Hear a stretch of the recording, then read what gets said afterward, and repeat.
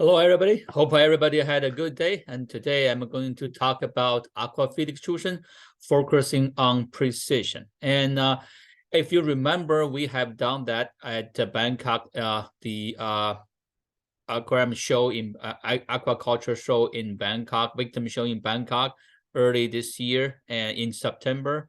And I was not able to present my slides. Now you have my slide. All right, let's see what is Aquafeed extrusion, focusing on precision.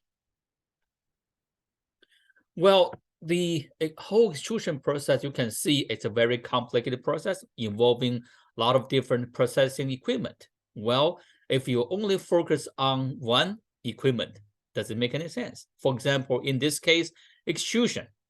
Well, we all understand extrusion is a core piece of this whole process, but focusing on only extrusion is not the case. It's not the way we do things here in the Aquafeed factory. So we have to focus on not only extrusion, but whole line of processing equipment.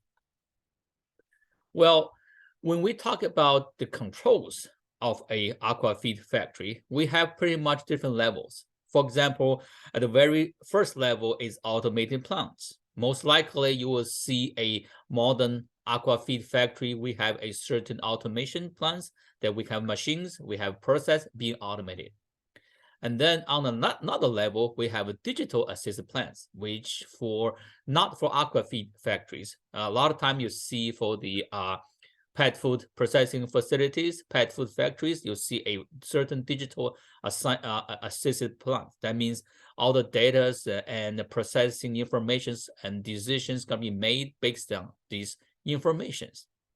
And the next level will be a self-adjusted plants, which all the machines process.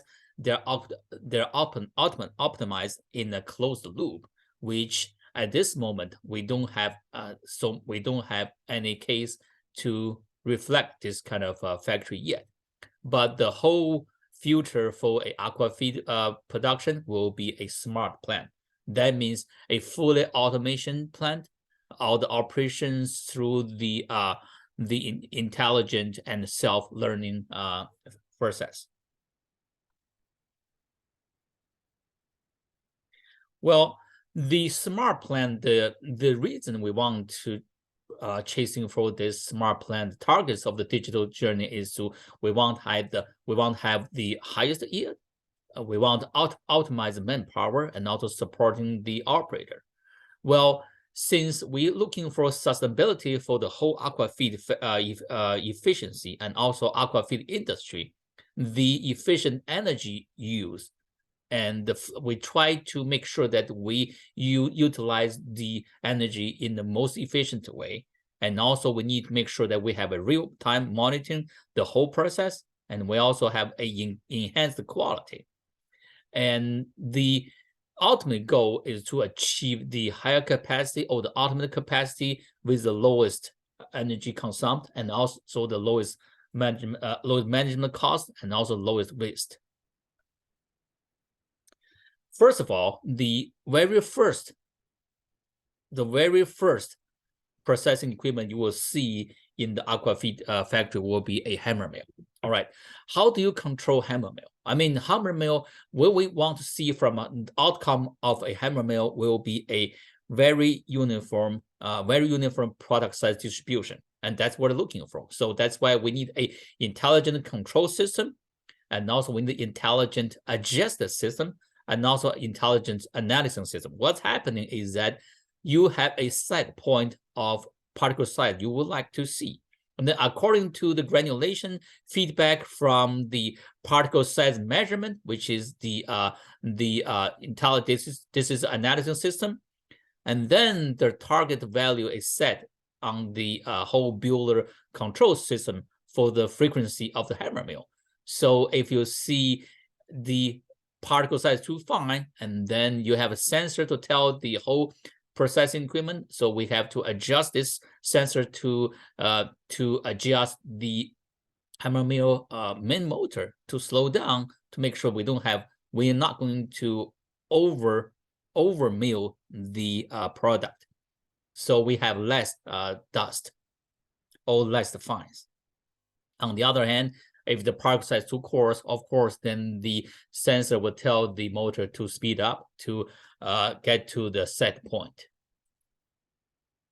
The particle size reduction, why we want to make sure that we want a uniform particle size. First of all, a uniform granulation, it is for the downstream equipment. For example, for a uniform mixing and also for preconditioning extrusion down the line. And also we want a real time data of the production. And also we want to narrow the startup deviations with new products and also new ingredients, or even same ingredients from different suppliers. And also want to adapt to the raw material fluctuations, and also compensating the wear of the hammers, and also compensating the wear of the screens. And also this will tell you a detection of a broken screens or sometimes broken hammers. Now we come to the centerpiece of the whole system, which is the extrusion system. So why we're going to focus on precision extrusion, and how we're going to focus on extrusion. This starts from the whole control system.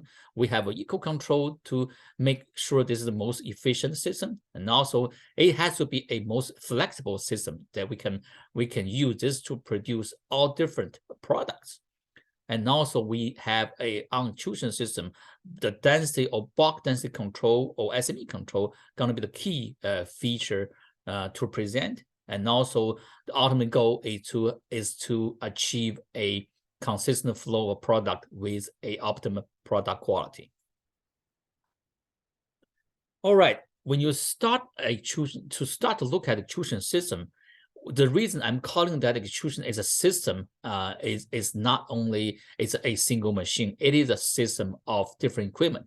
For example, we start from the preconditioner.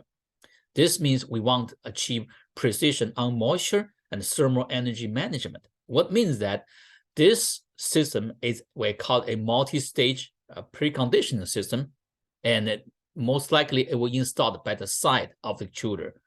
For easy cleaning and not on top of the extruder, that when you clean the preconditioner, you're going to contaminate the extruder itself.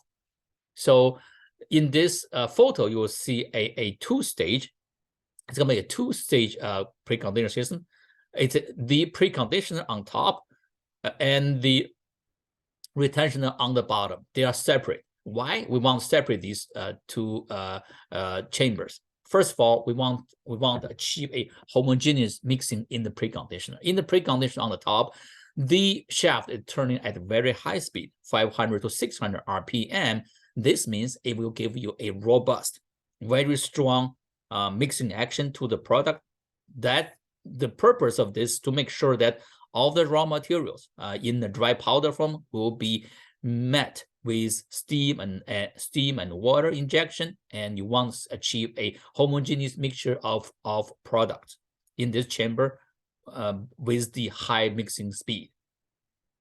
And then when this material is transferring to the retentioner, at this time, the material, it takes time for this material to absorb steam and moisture and to transfer the heat, transfer the thermal energy to the center of the particle. And that's why the retentioner is, the shaft of the retentioner is rotating at a relatively slower speed. And also because the shaft is on a VFD, you can actually control the retention time by controlling the speed of the shaft. So the moisture and thermal energy will be penetrated into the all the particle centers thoroughly. And the whole system, the whole idea of this whole system also is based on a guaranteed first in, first out. And that means let's say a group particle enter the preconditioner first, and then they should exit the whole system first. Why it is important? Because we want to make sure all these particles inside the whole preconditioning system, they will have a similar, not exactly the same. It will be perfect to have exactly the same experience in this whole process, but the process will be, the experience they have in the whole system will be same. That means the product, they will have very similar preheating, and that is very important for downstream. And you can see these precondition system, you see very large maintenance doors, and then make sure that you can have access to every corner of the whole system. We'll need to do some cleaning. All right, the whole idea of the preconditioner and retentioner setup is to make sure that we have a separate preconditioning and retentioning. And that means we want to do two things at two separate stages. We don't want to do everything in one stage. That's all the things that happening on the one stage preconditioning system. It doesn't matter it's a single shaft or double shaft. But on this system, we want to make sure that these whole procedures happen at different stage, and especially at the retentional stage, the material will be absorbed. Will be absorbing all the steam and energy efficiently. And also, this preconditioner system can be used to monitor the extruder as a critical control point. Why? Because the temperature is a very critical parameter. For the temperature at the cooking zone, permanently measured by a dual probe, and also temperature of the product in the conditioning, most likely it's going to be from 90 degrees C to 95 degrees C in the conditioner. If it is higher than 100 degrees C, you are not measuring the product temperature. Most likely that's the steam temperature you are measuring. So pay extra attention on that part. And also the water retention and the temperature of the retentioner conditioner shell also can be used as a critical control point. All right. And after you have a very nice preconditioned, pre-cooked material, and how do you transfer those material into the extruder barrel? Well, the material transfer from conditioner to extruder, we use a forced screw feeder. That means we want to guarantee the precision on product flow capacity. Why we want to use a screw feeder instead of just like the others? They just put the preconditioner on top of the extruder and then let gravity do the job. But this is a problem with the gravity, okay? For regular product, it could be fine. But when a product with a very high moisture and it is sticky, it is moist, it's sticky, and then when you transfer that material from the preconditioner to extruder barrel, only by gravity, you will see some issues of capacity uniformity. So that's why I also see some cases that the downspout transfer from the preconditioner to the extruder barrel can be as long as a couple meters. So you will see a lot of material be stuck to the wall of those downspout.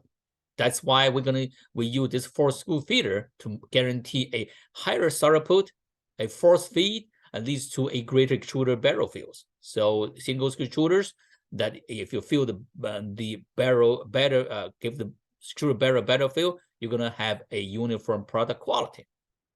And we want to guarantee a stable running condition, that a consistent flow to the extruder barrel. When you want 10 tons per hour, we'll deliver 10 tons per hour, not more, not less. This means a consistent flow into the extruder barrel will give you a consistent product quality at the end of extruder.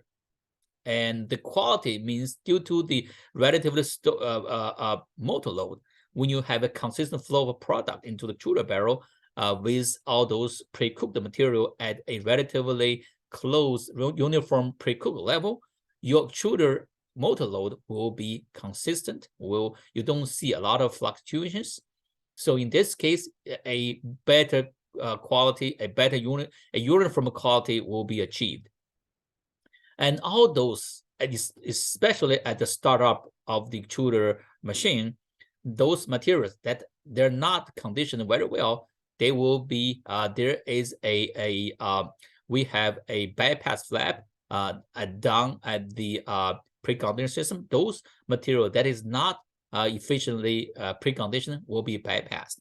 Once it reaches to the temperature and the moisture, it will be sent to the extruder barrel.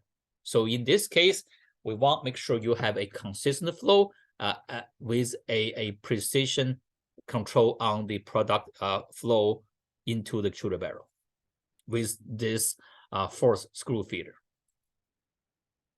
Once the product is feeding in the extruder barrel, and now it's the job for the extruder to mix, to shear, and to put in mechanical energy into the product, to cook that product into the extruder barrel further. So in this case, we introduced the SME module, means a precision on specific mechanical energy control. The SME module, some people refer this as mid-barrel valve. It is a mid-barrel valve. It consists of a variable restriction device with 2 valve cylinders, and closing of the valve cylinders will increase the material backup, and then in turn, higher mechanical energy will be used to actually push material forward. That's the whole mechanism of this equipment. And what this equipment does is, you can on this slide, you see a twin screw extruder set up for the SME control module, and actually this can be done on both single and twin screw extruders. And the reason we want to put this SME module here is to make sure that we're gonna have a different level of specific mechanical energy, or SME, that can be applied to the product. For example, a standard, for regular floating fish feed, you might need just only maybe 20 kilowatts per ton. But maybe for a different higher, you want the product to be achieving at a really higher SME. So you want we can actually achieve to 40 kilowatts per ton without changing the screw elements. That means this will save you a lot of downtime when you need to change formulation, that you don't have to change the whole screw elements or the screws. You just need to adjust the SME module to a certain setting, so you can achieve a really high SME that you want included into the product. So the SME module in mid-barrel valve controls mechanical energy input in the products, and also it significantly reduced downtime, definitely, because we don't have to change the barrel components, and that we want to use for certain different products. So this gives you a flexibility to produce different products on one set of extruder barrel components. And most likely, we want control for Aquafeed. It is very interesting that not only the size of the product can be very different, and also the buoyancy of the product. Well, for certain product, you want the floating. Some of the product you want a slow sinking. Exactly that at 500 gram per liter bulk density, those product will be considered as a slow sinking. When it sinks to the bottom, it zigzags the path to the bottom. And sometimes you want like a shrimp feed. Most shrimp feed is gonna be all sinking feed. So do we have to change different profile, the screw profile, to achieve that? No, because we have a density control system that we can use to control the density. It has 3 functions. First of all, like I mentioned, when you need a certain product that is really light, you want a really light bulk density floating feed. For example, we have extreme cases of 250 grams per liter. Those kind of product, they would 100%, they will be floating 100%. This time we can insert a certain steam into the extruder barrel to increase the pressure at the die. So the material, the product coming out of die will be achieving a lighter, a really light, a higher expansion, and then will be a really light bulk density. And then, like I mentioned, you want a product with a certain sinking pattern, like the slow sinking pattern. We can do certain venting. That means we release certain pressure right before the die. So the material, the product coming out of the die will be a little bit dense than the floating feed. So you can achieve a slow sinking pattern of the product. Then when you want really achieve a really heavy product like the shrimp feed, especially the certain shrimp feed you want at 700 grams per liter, then you need a vacuum. That means you try to release most of the pressures from the product inside the extruder barrel. That's what you do to vent the pressure, so the product coming out of the die will have very limited expansion. That means the product is heavy. The bulk density will be around 700. It will sink like a stone into the water. So that's density control. The purpose of density control, to control the buoyancy properties of the whole product range. Then for a certain product, for example, for a high-end pet food, when you need insert a lot of fresh meat, there we have a sanitary startup discharge system, which is SSDS. That means we want to guarantee the food safety of the product. It means some people call it in the barrel valve.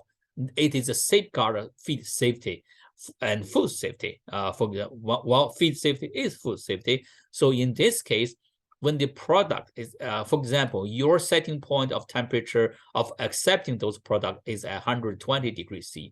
If the temperatures of the product flow does not reach that temperature, all this product flow will be diverted and be recycled for use later.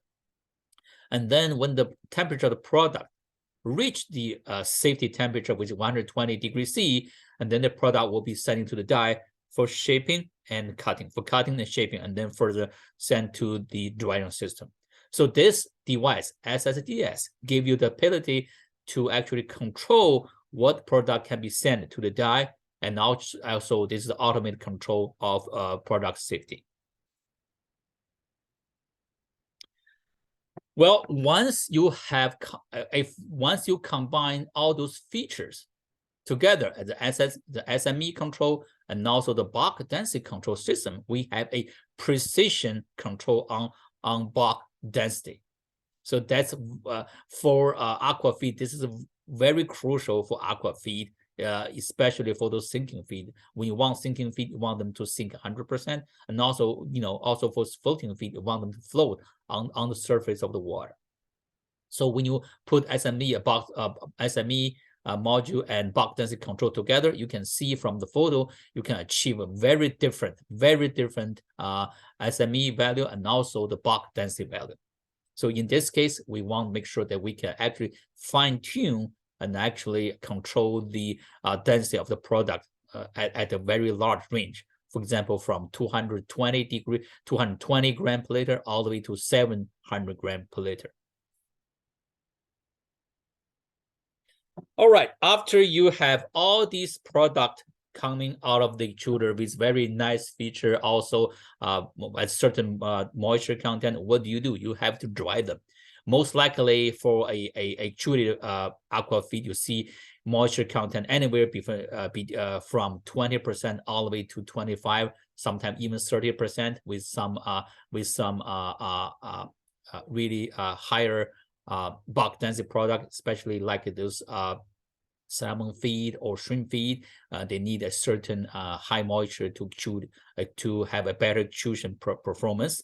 So now we come to the dryer. Okay, here we go. That extruder defines the feasibility of the whole production line, but dryer defines your profitability. How much water you want to remove, how much water you want to keep in the product safely. This is the key point that you want to think about when you start to choose the extruder, choose the dryer. So in this case, with Bühler dryer, we would achieve the precision on product moisture control and energy consumption efficiency on the whole process of drying. So we have a automatic moisture control. That means with measuring the moisture content of product at the inlet and outlet, the drying temperature and profile can be adjusted to achieve the acquired product moisture. And also, we have automatic humidity control. That means with measuring the humidity of on top of the dryer beds and opening and closing the valves, the ratio between the air volume recycled and the fresh air can be controlled. That means this is the humidity, relative humidity of the air that circling inside in your dryer. You want to make sure that you want to use a certain amount of those air that has a high temperature, but it may be also a high humidity. You want to use a certain amount of them to actually conserve your energy. And also, we also have this is a automatic bed depth control with measuring. We measure the depth of the bed, so the speed of the belt can be adjusted to get the optimum depth by adjusting the belt speed, and this drying time can be controlled. So the result is a consistent and stable product moisture content with highest energy efficiency. That means also you want to achieve a really narrow variance of the moisture variance at end of your dryer, which means about 0.50% variance. But the condition is you're gonna have a extrusion system that can deliver a product at a consistent moisture content. I would say the range of moisture content out of extruder on the same product, you want to narrow down that moisture count, the variance of that moisture content out of extruder, so it is easier for your dryer to achieve that really narrow variance on moisture content. And also the other issue everybody is seeing in the dryer is the fines, the dust. Do you think all the fines are generated by dryers? Yeah, it could be, but most likely this fines, you have this fines started from the hammer mill. Sometimes you overgrind your product, the raw material. That's why you have a lot of fine particles other than the particle size that you want and that you desire. So like I mentioned again, from the very beginning, the whole process is we want focusing on the precision of the whole process, not only just extrusion. So extrusion is only part of it's a core part, but if you want to achieve a precision on product quality at the end of your product, at the end of the production line, you want to focusing on the whole extrusion. So that's why Bühler is focusing on this whole precision processing method. And also one more, the most important thing we see is feed safety, because feed safety is food safety. And thank you very much. And we will talk to you later if you have any questions.